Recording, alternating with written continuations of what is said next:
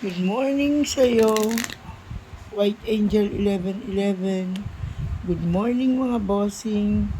Good morning Leo. Ang pika card mong ito ay ngayon weekly reading para sa October 22 hanggang October 29. Para sa iyong career, money, at love. Sinasabi sa iyong career na maayos naman ang takbo ng iyong larangan na pinasok sa pagninegosyo or kung ano pa man o sinasabi sa iyong hanap buhay. Ito ay patuloy lamang at patuloy na dumadaloy para sa iyo at patuloy na nagbibigay sa iyo ng magandang kapalaran.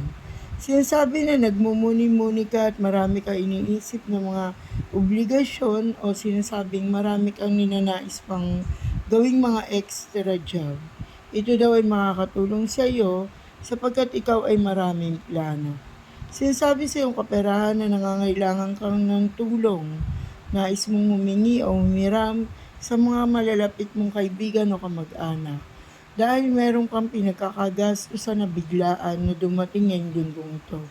Sinasabing hindi ka nila pahihindian sapagkat ikaw naman ay marunong magbayad o magkaroon ng responsibilidad sa obligasyon.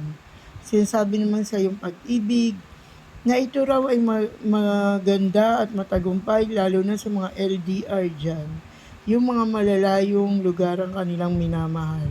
Sinasabing ito ay magtatagumpay at wagas ang pag-iibigan. Gayon din sa mag-asawa na sila ay may partnership sa pagninegosyo, paghanap buhay, sila rin ay magiging success at matagumpay sapagkat sila ay soulmate sa kanilang usaping kaperahan at pagninegosyo. Good luck sa iyo, Leo. Ito ang yung Pika card reading ngayong linggong ito.